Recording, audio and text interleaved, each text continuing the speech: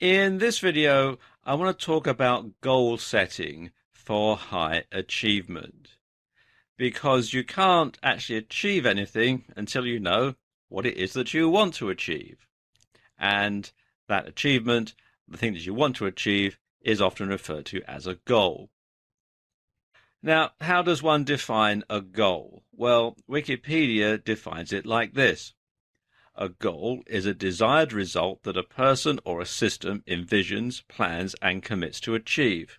A personal or organizational desired endpoint in some sort of assumed development.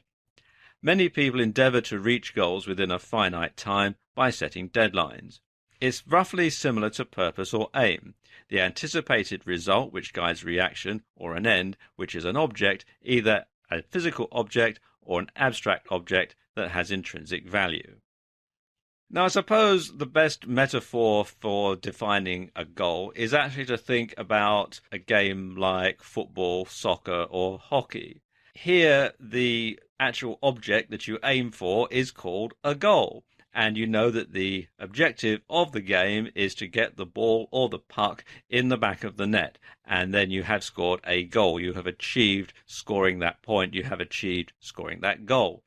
And the way that these things are organized, the way that you have to work towards that goal, towards scoring that goal, towards getting yourself or a teammate in a position to score that goal, is a really useful metaphor for the way that you can set goals in life and in your business.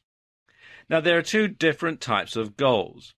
There can be short-term goals and long-term goals.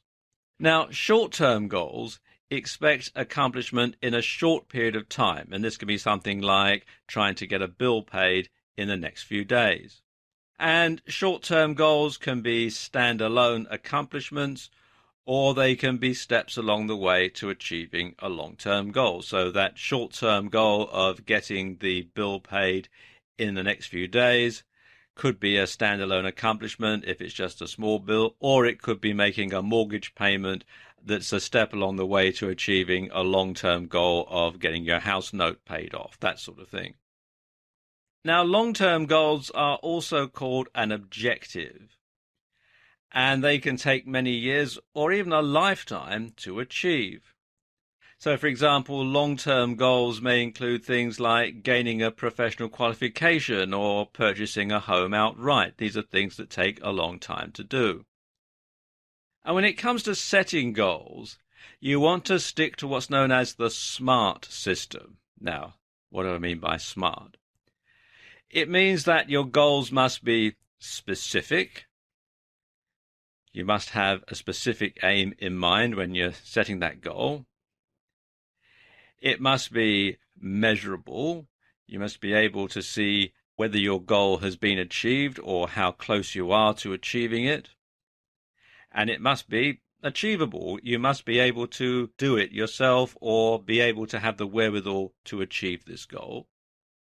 The goal must be realistic. It's not some sort of pie-in-the-sky pipe dream. It's something that you stand a realistic prospect of actually being able to achieve.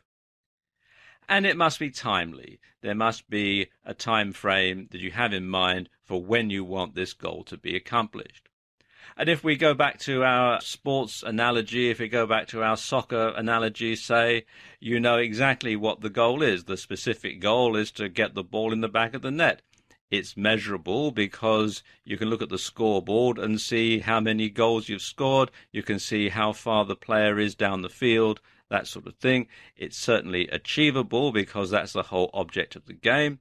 It's realistic, especially if the two teams are evenly ranked. And it's timely. You have a set time in which the match is going to be played. So that fits into the SMART analogy as well. Now, when you're setting your goals, you want to start with the result that you want to achieve, and you want to work backwards from that. So, to put it another way, you want to think about what you want to achieve.